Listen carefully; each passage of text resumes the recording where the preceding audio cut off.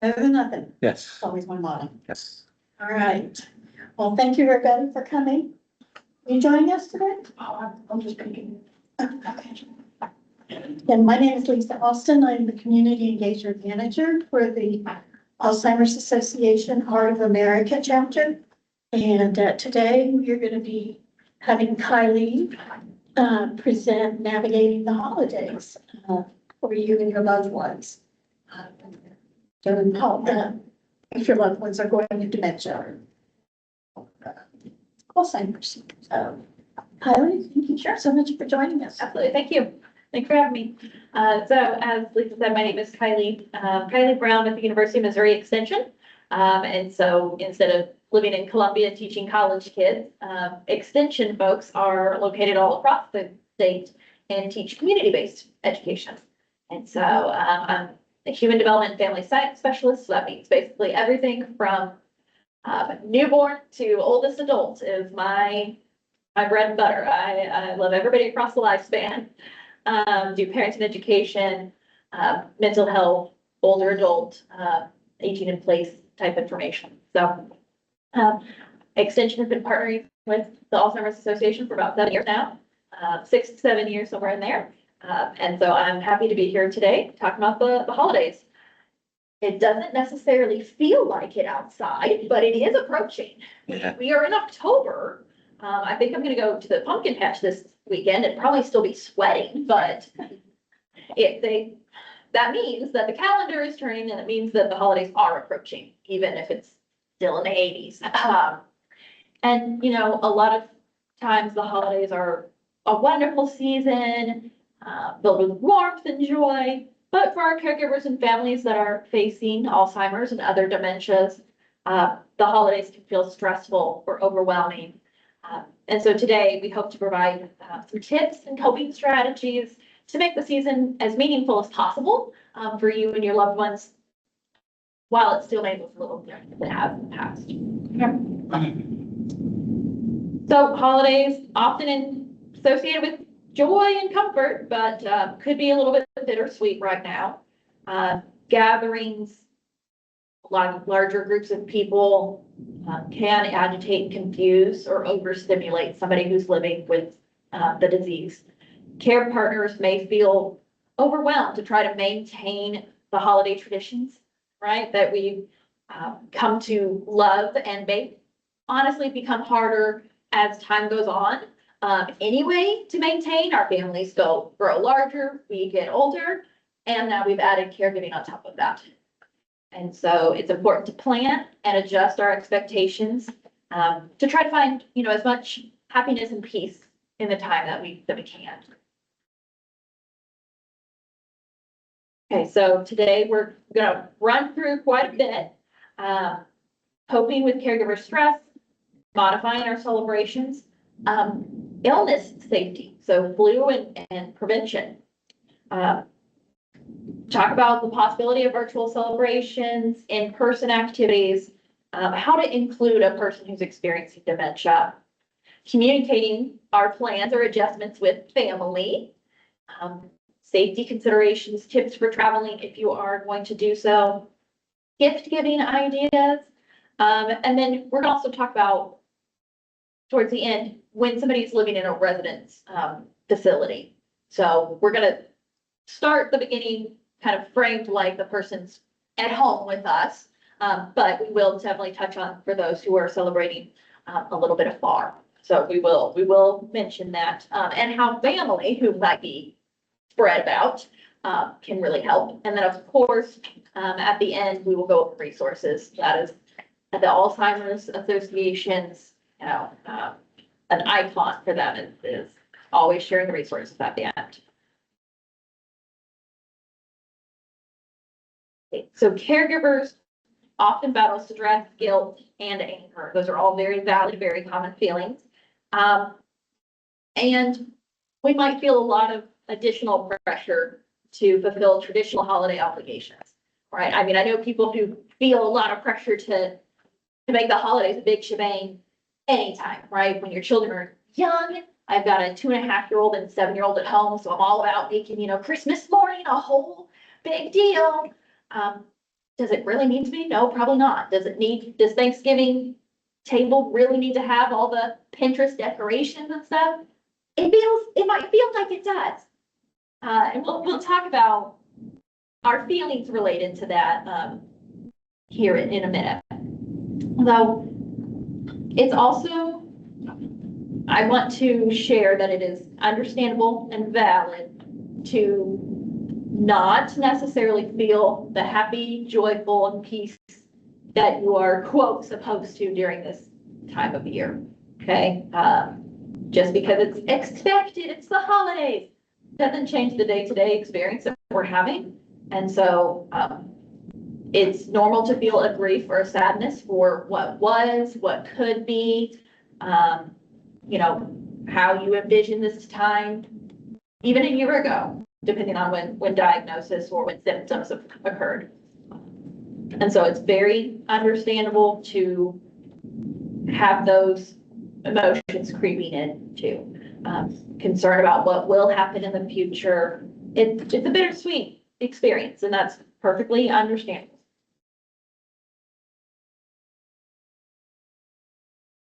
We really want to give ourselves time and energy to kind of do a reality check.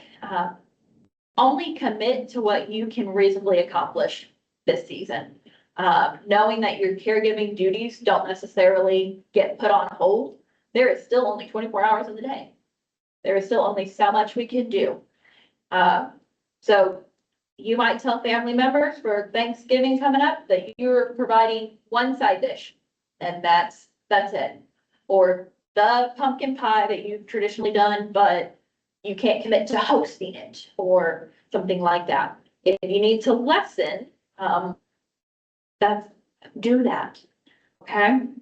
Let them know that you're gonna write handmade cards or letters, instead of gifts this year, right? Or just skip the wrapping paper. Say it's not worth it to do all that. Here's your gift card. Everybody gets a gift card, right? There's whatever is going to be workable for you, and make sure that you are taking care of yourself and your care duties are getting done. And if other things have to be modified or even fall off the plate a little bit, the world will keep turning. So if you can make those adjustments, think through okay, I'm getting ahead of myself there. Let me pause that thought. Okay. This season, maybe more than any other, make sure you're taking time for yourself. Okay? Focus on you and your own needs. It makes you a better caregiver when you do. Okay? Plan some time for respite care. If family comes to town, that's a great time to say, okay, now that you're here, I'm gonna go do the shopping by myself. Or I'm gonna just go for coffee by myself. Take that respite, okay? Schedule some one-on-one time with your friend or a church member or family member.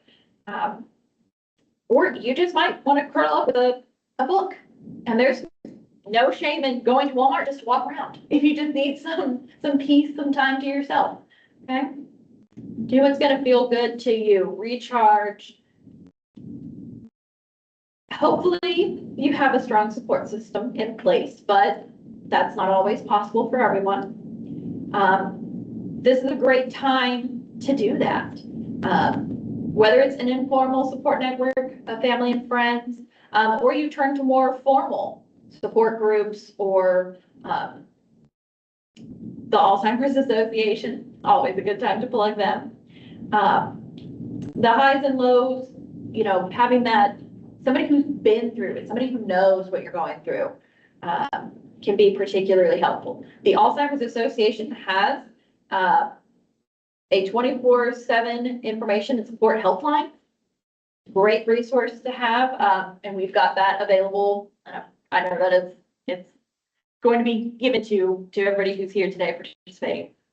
I wanted to, okay, and the Alzheimer's Association also specifically kind of beefs up its support opportunities through December. So it looks like you'll have additional opportunities to connect with them during this holiday season. Okay, so here's what we want to do to tackle our holiday plans. consider the needs of both yourself and your loved one, okay? You wanna make sure that your loved one is as comfortable as possible and able to enjoy what they can this season. It's easy for caregivers to start burning the candle at both ends, and not end up not enjoying much. And we don't want that for you, okay? So keep in mind what you think you can reasonably get done. Think about what your priorities are. What is most important to you? Do you want to spend time with family? Do you want to have the holiday meal that you've always prepared? Is it the joy of the children of your family's eyes light up as they open gifts? Like, what is the thing that's really the most important to you? What do you value the most? And consider skipping some of the other parts. Okay, so I mentioned earlier, if you're going to only bring one side or the pumpkin pie to Thanksgiving, if that's your priority, if that's what you value the most about it, do that. Maybe you really value the hosting, and so you say everybody bring something. It's potluck, but I'll still host. Like, that's still the important thing to you. So whatever your biggest values are, maybe gift cards maybe that doesn't work for you. Everybody needs a gift. Try online shopping and have it delivered to you or straight to them sometimes, if that's going to be easier. Right? So think about what it is that you want to prioritize, what you really want to get out of the season, and go for that. And if it's not the personalized gifts, I know when young people turn a teenager in my family, you get cash or a gift card. And that's just, and you know what? I love that. As a teenager, that was gas in the tank. It was great. I was totally fine with that. And so work with what your family, your values, your priorities are going to be, and make that decision and stick with it. Okay. Sometimes we feel compelled to be flexible and make accommodations for others people's sakes. We feel obligated to create the same holiday magic that we always have for the last umpteen years. And sometimes our family members aren't as understanding of what we might be going through. So while it may be devastating to your sister-in-law that you aren't going to bring the green bean casserole like you always have, it's okay to say that that's just not going to happen this year. Feelings may be hurt, or people might be disappointed, but that's okay. At the end of the day, we need to worry most about ourselves and the person we're providing care for. And those who are in our corner and part of our support system are going to understand that we have to set boundaries and that we have to change our expectations.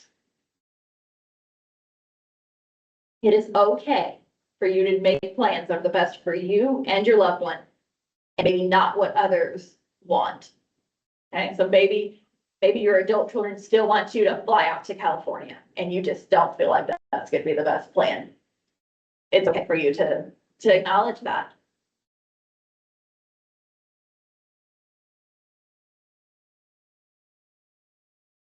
Think about how you can divide up work maybe differently. Maybe you have tended to always clean the house and prepare the meal and decorate for the given holiday. And maybe you're going to enlist your adult children or friends to assist with different pieces of that instead of doing it all by yourself. Okay. And of course, we live in the Midwest. So you got to be prepared to change your plans anyway for things we can't control, like poor weather. I remember a few snowstorms on Christmas days back in throughout my lifetime. Some things you can't control, or an illness, right? You might wake up Christmas morning not feeling well. And so if that happens to you or your loved ones, changing abilities and symptoms interfere with the holiday plans, then ultimately we have to kind of be prepared for that, right? To be prepared for the fact that we can't control everything. Be prepared for the unpredictable.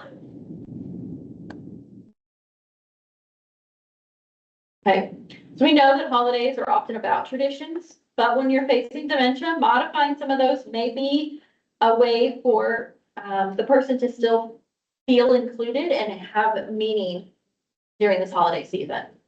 And it can help us maybe feel less stressed. So when decorating, sometimes less is more, right? Maybe you think of, for, thinking of like a Christmas tree, maybe you pick out a few ornaments and you display them in a place, or on the TV stand, you lay out the nativity scene, and maybe that's it. Maybe you get your little mini tree from the store that's like 3 foot tall, fake, and just sits on the end table instead of dragging out the 12-foot pre-lit. If that's what it takes.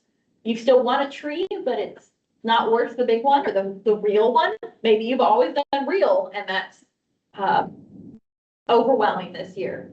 But that's okay to shift those traditions in ways that we still get the meaning behind them without necessarily all the other pieces falling into place. Okay. Large gatherings with a bunch of people may be overwhelming for somebody with dementia. So you might consider having several holiday meals spread out throughout the month, smaller groups, to make it more meaningful and less overwhelming for the individual who's experiencing symptoms. This I thought was interesting because we know that a lot of folks seem to have increased symptoms later in the day, late afternoon into the evening. Maybe you switch from dinner to brunch. Maybe they have a better time in the morning, so maybe scheduling that early may be easier on them than doing the traditional evening meal.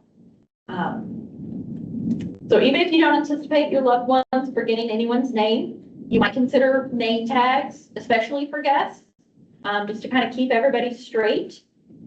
And you could ask younger family members of the family to do that as their special job.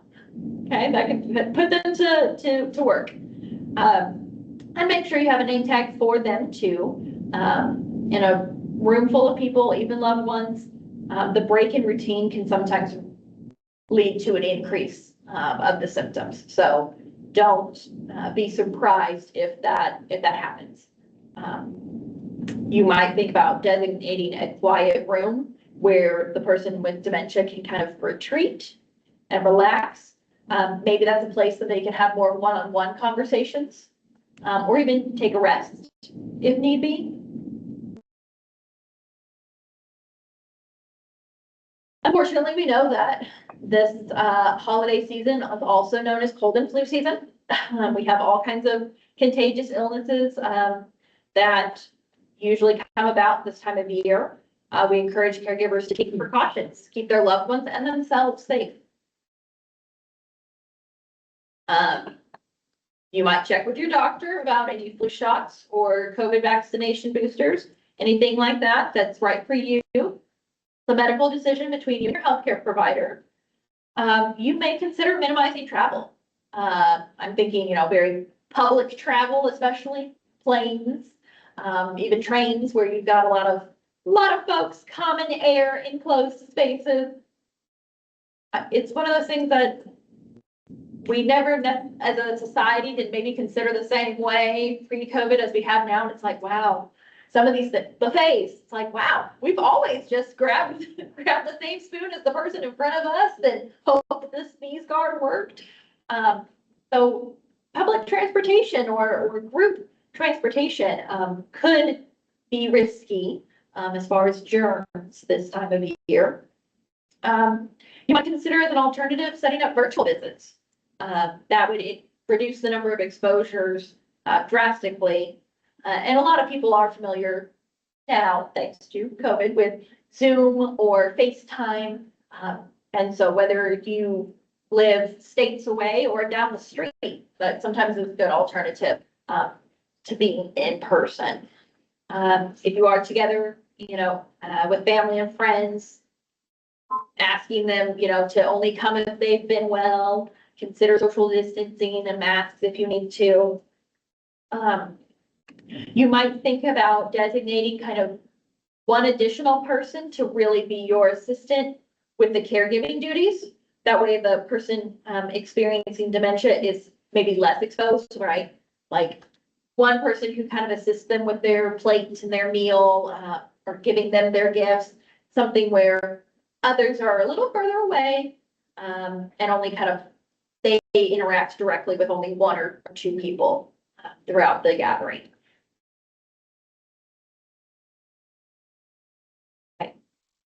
When families get together during the holidays, many of us plan to visit and catch up. We probably haven't seen everybody in a while.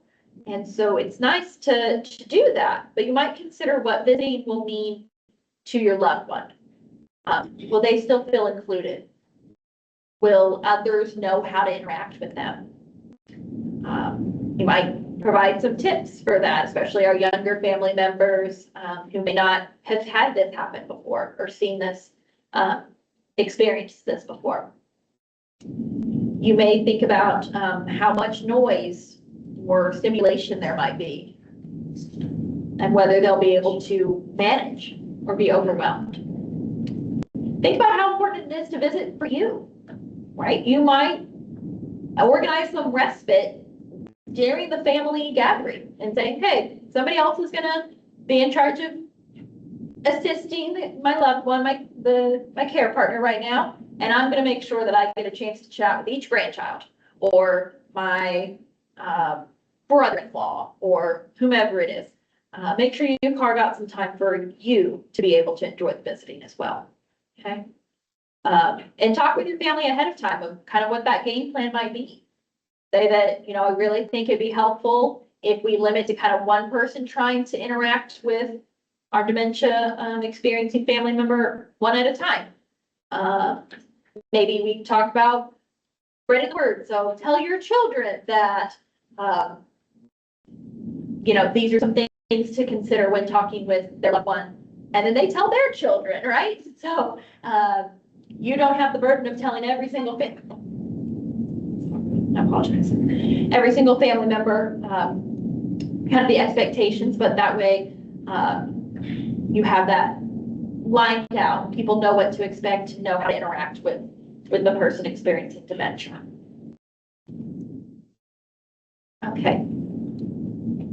So if you do choose to gather in person, you may still want to think about meaningful activities that you could do to allow that person to connect with others.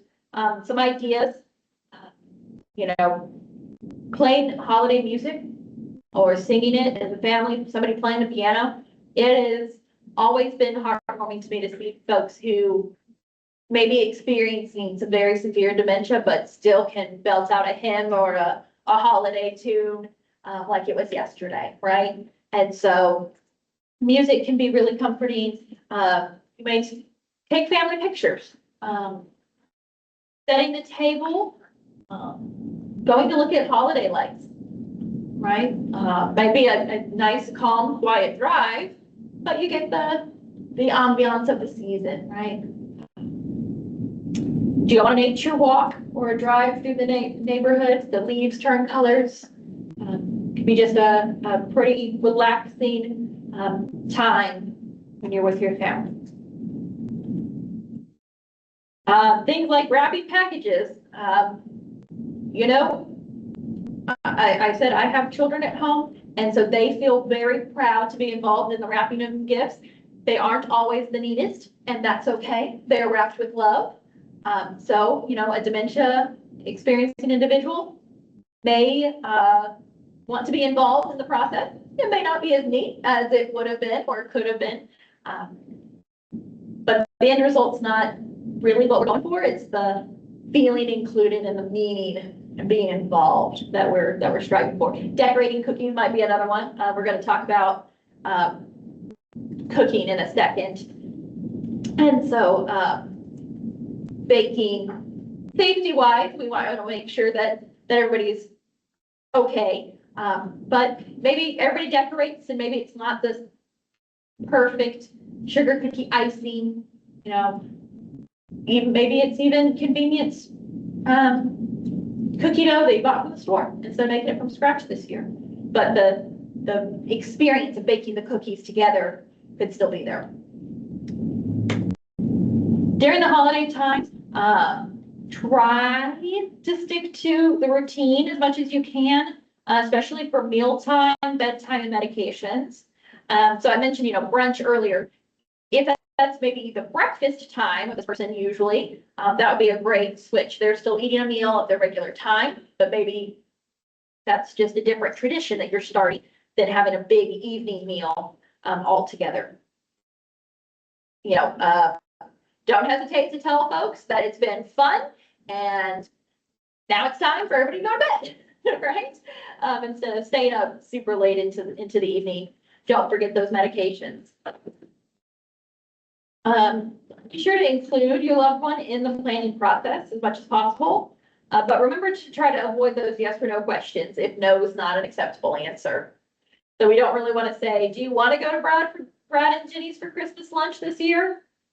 Because if you get a no and you've already committed, it's going to be a tougher uphill battle there. Instead, try providing choices that are both acceptable. So should we bring rolls or a loaf of bread to Brad and Jenny's for Christmas lunch, right? Like Christmas lunch at Brad and Jenny's isn't necessarily up for debate, but what you want to wear, what you want to bring, do you want to do the red gift card or the green gift card? Both gift cards, right? But whichever color they choose is acceptable. Giving them options, a sense of control, but we always want to make sure they're both. Any option we give is acceptable. Okay.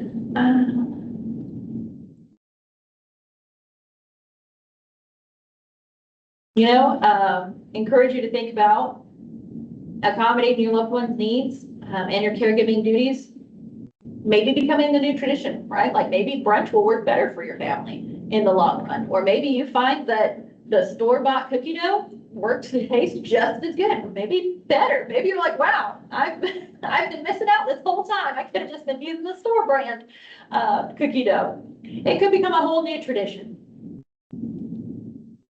We want to make sure that for individuals experiencing dementia, it's important to focus on the experience of the activity rather than that end result. It's okay if it doesn't work out perfectly, but that everybody has fun and enjoys it and finds meaning in it. Encourage family members and friends to check in frequently with your loved one throughout the holiday season. Rather than just calling or visiting on that one day, right? It's going to be more meaningful if they have contact repeatedly. Asking how are you doing or how are you coping may be appreciated. Let your friends and family know that even if the person with dementia responds with a shrug or doesn't really respond at all, kind words and warm nonverbal communication is really appreciated and meaningful. Again, sometimes other folks just don't know how to interact with an individual experiencing dementia. So we can provide some coaching and encouragement that even if it's not reciprocated, that communication and engagement is really important and really is meaningful to them. Okay. Want to provide as much information as possible to our loved ones in a way that they will understand. For people in the early stages of dementia, that may mean providing all the details and reminding regularly and keeping them up to date with changes. But for those in the later stages, you may want to just address changes in the plan as they come to avoid any confusion or stress. Just take it one step at a time. It would be natural for them to experience increased confusion or distress during big gatherings or travel. It can be disorienting for anybody, right? And so we want to make sure that, as always, we're responding to the emotions they're expressing. Okay, providing validation and reassurance that they're safe, that they're where they're supposed to be, that everything is taken care of. And if possible, try to find more secluded one-on-one places that are a little quieter, a little calmer.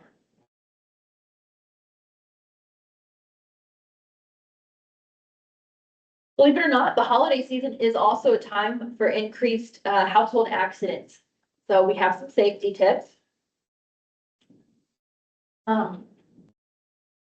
We want to avoid decorating with artificial food. So my mom, every Thanksgiving has I don't know what it's called. Cornucopia, thank you. The cornucopia and the gourds and the little pumpkins.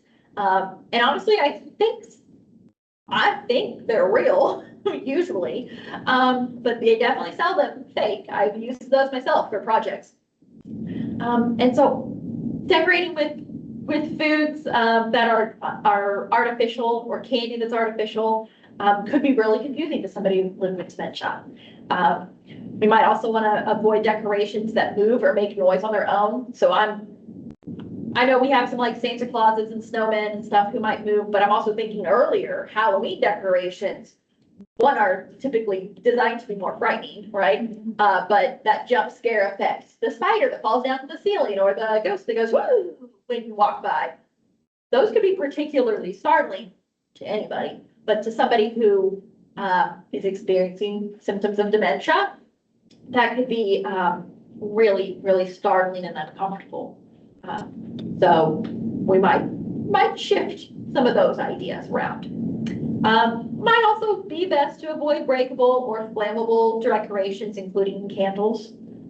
So if you have ornaments that are very precious to you and very breakable, this may not be the year to display them, or we try to be strategic about that. Candles, menorah, I get that a candle is critical to that. They have some that are electronic or battery operated, I guess is what I'm trying to say, where they're not a live flame. That just might be safer during this time. Okay, something to consider in all of these holiday decorations, blinking lights might be overstimulating or cause some confusion. So whether it's the flickering pre-lit tree and the star on top, or I'm stuck on spider that has red beady eyes or something, we might want to avoid the overuse of lights like that. And I said we would talk about cooking and baking, favorite recipes together. Great family activity, encourage that. But we really want to be extra mindful of utensils, pumpkin carving, knives, turkey carving, again, knives, baking cookies, hot oven, hot stove, pans, burners, you name it. So we just want to be extra mindful of safety. But again, including them in those activities can be really meaningful. Travel. If you do decide to travel, and honestly, that's whether you're going to Jeff City or you're going to California, travel, there are a few tips that we have. Regardless of how you're traveling, be prepared for delays. Whether it's traffic on, again, Highway 50 or 70, just in the state of Missouri, it can take some extra time. Or the airport being extra busy, or trains this time of year. Be prepared for delays. Weather can impact those things even more. Construction. I feel like in Missouri, we're pretty much known for our summer months being more of our construction time, but there are still plenty of cones out there right now. And they don't seem to be done with a lot of the projects that I've come across lately. So as that continues, all those things may slow you down a little bit. And it makes sense that a person living with dementia might take a little longer to do run-of-the-mill things like meals and restroom breaks. So whereas you may have used to get to the in-laws in 2.5 hours, we had pedal to the metal and we stopped one time for gas and a bathroom break. That just, and we were back in the car in 5 minutes. That just may not be realistic now. So, and expect a little bit more time. Okay.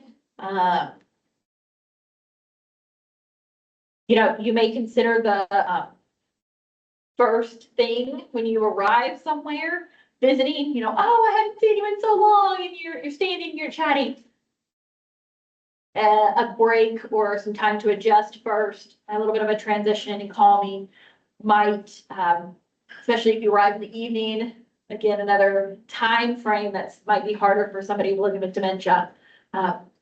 maybe try to ease into it instead of visiting just immediately, right? The flow of conversation might be really hard for somebody to follow when there's excited voices, a lot of emotion, a lot of expressiveness going on. You might allow more time for fewer activities. So you might want to fit it all in, go sightseeing while you're visiting your nephew in their new town. But it really might be best to plan one thing in the morning, get that done as a family, and then anticipate rest time later in the day. If you're traveling, your loved one is likely to ask you questions. For individuals in the early stages, you may just remind them of the plans a few times, but for those in those later stages, just simple, reassuring answers without getting into too much of the weeds can be helpful for them. We don't want to increase their anxiety or confusion. Let them know they're in the right place. Point out familiar objects you might have brought from home. Here's our luggage, here's your sweater. You've got your purse right there, your phone that we've gotten really used to having with us. And just, yep, it's okay. We're just waiting right now. That might be your whole answer. We're just waiting right now. If you do plan to fly, I encourage you to contact TSA Cares Passenger Support, a free program to assist people with disabilities and medical conditions with support through the security screening process. You can also request a security support specialist to provide on-the-spot assistance at the airport to walk you and your loved one through security, avoiding long waits. So you'll be able to share. You are able to share with your security support specialist that your loved one may have difficulty following those directions or communicating with the security personnel. So flying these days can be really nerve-wracking anyway and kind of stressful. Do I take my shoes off? Do I not take my shoes off? What has to come out of my bag? Which, by the way, is different at every airport that you go to. So flying out of KCI, you'll get different instructions flying back from wherever you're coming from. And I actually have a brother who works for TSA, and so they are wonderful people. They are doing their job, but it is okay to ask for a little extra assistance and a little extra support. They have customer service people for a reason, so utilize those services for you. Right, and then you might consider reaching out for support when you get where you're going. There is Alzheimer's Association chapters across the nation. So, get connected. If you're gonna, winter, if anybody's a snowbird, you're gonna winter in Arizona for a month of December, you might as well get connected with your Alzheimer's chapter there. Or even a week or a day somewhere else. Feel free to reach out to them. They're a great resource. Again, that 24/7 helpline is really a really great resource that's available. Okay. Family and friends may ask you for gift ideas this season or for your loved one living with dementia. So some suggestions might be a holiday scrapbook or a video montage or pictures to look at. You might ask for a delivery of home cooked meals right there. That would be great. Or those family-based coupons from your grandson for raking the leaves this fall. Those are absolutely helpful, useful gifts. Don't hesitate to ask for concrete supports rather than stuff. Okay, if that's what you could use, that's what's meaningful to you. Stay what you need. Okay, some of you care for loved ones who reside in long-term care, so we didn't want to leave those folks out today. Encourage you to always check with your facility to find out the visitation policies and holiday activities they may have been planning. And then let your family and friends know what that might look like and be prepared again for changes with that. I know sometimes, just like hospitals or other medical facilities during sickness seasons, they may have to make adjustments to those. And that can be really could be disappointing if you aren't prepared for that. So, I mean, I guess it could still be disappointing, even if you're prepared, but maybe more manageable if we recognize that we may not have control over some of those changes. They also might have less staff on the actual holiday itself, trying to give, staff the opportunity to be with their own families. So things might shift on holidays. Okay, if you can't visit the person in person, perhaps you're able to deliver a gift ahead of time, or they could participate in a video chat of some type. Consider bringing a few decorations from home if possible. Again, probably avoid any of the breakables, the candles, the flashing lights, for that kind of stuff.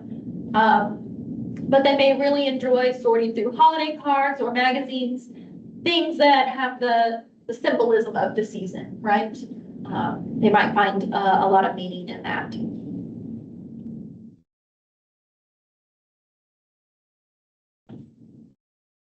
You might be caregivers and individuals. Sorry, let me rephrase that. Some of us have family members who might live far apart, okay? So even if you can't be with your loved one experiencing dementia this holiday season, you can still support them and their caregivers from afar. Ask the caregiver ahead of time, what's the best time to call or a video chat, or how to stay in touch. Maybe they want to call just out of the blue. Maybe they would prefer a text message to set up a time to call. Ask the caregiver if there's a list of specific needs or wishes that they have. If they tell you they don't need anything, let them know that things don't have to be on the list. It could be time with them. It could be encouraging words. Do you need me to research a difficult behavior that you're having experience with, or some of those legal questions or long-term care issues? How I encourage you to really try to dig a little bit to see what you can do to be helpful if you're a long distance from the person experiencing dementia and their primary caregiver.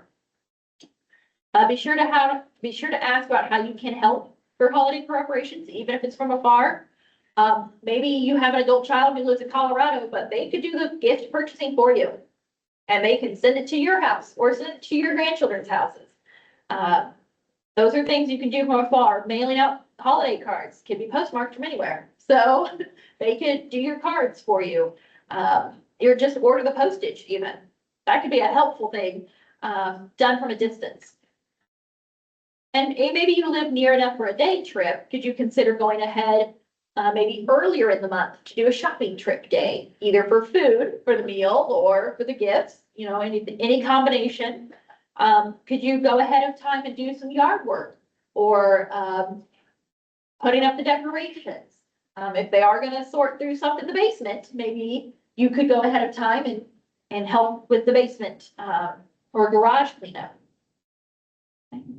For more tips on the long distance caregiving, the Alzheimer's Association website has a whole web page dedicated to it, alz.org/care.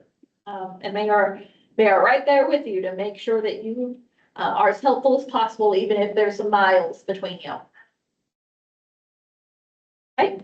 And then, as we said, we promised, the Alzheimer's Association always has their resources available at the end of the program. So the Heart of America chapter provides several programs and resources for caregivers, family members, and for those who are living with dementia, including these education programs that I know that you've had a lot here, and I think there's still some more to come. So we hope that you return for additional information sessions. They have some that are online too. The Alzheimer's Association does. There are other branches of the library, I know, as well. And so we appreciate you being here today. That is that 24/7 helpline number that I mentioned earlier. If you need it, I feel like that's kind of the go-to place to start. You can talk to somebody, you can get some personalized referrals and information on what would be helpful to you. So I definitely recommend that resource to kick off. And that's our presentation for the day. So I will open it up for any questions that you might have or, oh, sorry, Larry, right? Did one at a time. I was just gonna say, like, a lot of the things that you mentioned reminds me of a lot of other mental health sides of things. Those things help people with depression, those things help people with ADHD. Yeah, You know, because I'm like making like the plans and, you know, having it posted, like have a wet erase marker on a whiteboard where, so if things change, you can change it, but people aren't, you know, wiping it off all the time, but things like that can make a difference for all of those people. But I wanted, for all of you guys that are here, I chose to do this one early, really early away from the holidays, because I know the planning is a lot. And when you're in the holiday planning, you're past this planning, you're past like thinking about what you need and what your person needs. And just like having, you know, those spur, because like, I like the one where it has like, plan for people to visit several different times, because today could be a bad day for the person with dementia. And so tomorrow it might be a bad day, because you never know. It's just kind of thinking about sometimes the toddler who just has a bad day. You're kind of looking at that with a lot of this, you know, and it's one of those things that you do have to kind of be, and it's exhausting to take care of a toddler. Now, if that person is bigger than you, you know, I mean, and so it is a lot of work, and it's a lot of mental strength too. And so that's why when I saw this on the list, I was like, I'm not waiting until November to do this one. We're doing it early. And so Lisa let me do them all in order. very forward thinking. I can appreciate that. You know, and I agree. It's helpful for a lot of folks. And I mean, people at any age and any health status thinking about really what's the priority of the holiday can be meaningful, because what you see online or you see in the movies, what, you know, your neighbor does, like all those things can feel like you need to do a certain amount or a certain checklist, but really at the end of the day, it's up to you, and what's gonna work best for you, your family, your loved ones. And there was something you said about, you know, a toddler having a really bad day. Like, if you think about it, like, there is a lot of stress and a lot of pressure for like the day of Thanksgiving or Christmas Day, Christmas Eve. And people can sense that, right? Like, people can sense the stress around them or the pressure, like, I'm supposed to be enjoying this. I'm supposed to know these people. Like, that is a lot for somebody who's experiencing dementia, some confusion, feeling a little out of sorts, discomfort, to sense this high stakes day, whereas a Tuesday dinner with the kids and their grandkids may not come with the same amount of pressure, because it's just Tuesday, December 11th. That probably isn't a Tuesday this year, but you get my drift. Like, it's not expecting all of this in one 24-hour period just because the calendar says it's December 25th. Right? Like, holidays can happen whenever. And I mean, we got to the point, like, part of it was because our family was so big, but also to separate that overwhelming on a lots of stuff, we used the church basement.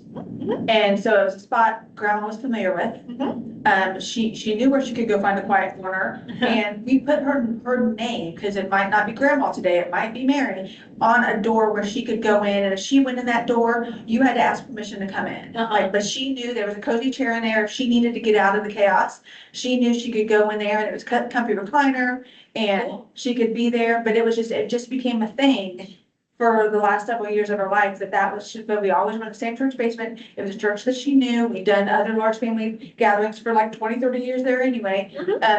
But it was a spot that she was aware of, and then it was also, we could divide and conquer. There was a game room for all the noise if it needed to be. And so sometimes it is just finding, and the church was already clean. We just had the whole family was there to clean up afterwards and leave it better than what we found it. Yeah. And so it was also that one person wasn't hosting it, but it's a family affair all the way. And we had one with a nice industrial kitchen to use. And that was a big thing too. Is so like, you know, especially if you're catching it in early stages where you can make those changes that won't be as shocking to everybody down the line. Is also very helpful.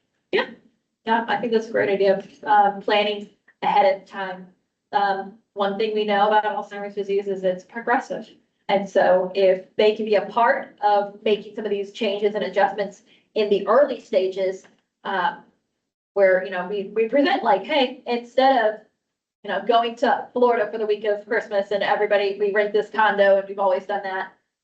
Maybe we should just start trying to plan to stay at home, right? And maybe we're part of that conversation, or we decide, hey, the church, the community center, let's just, I know in my family, a lot of it became the in-laws always want everybody on the day too, right? So sometimes the family will just decide, hey, we're gonna kind of not deal with that, not add that burden. And so we're all gonna take the Sunday after Christmas or what have you, and that's just gonna be our family's day. If you can make those decisions early on, where that person can be a part of those conversations, the family is on board, and nobody feels like the rug is pulled out from underneath them or something. I could see that being very helpful. Absolutely. Yeah, well, Connie, thank you very much. Thanks for having me. Appreciate you Yeah. being here. Absolutely. It's fun. Next week we have. Remember. I did everything thinking about it.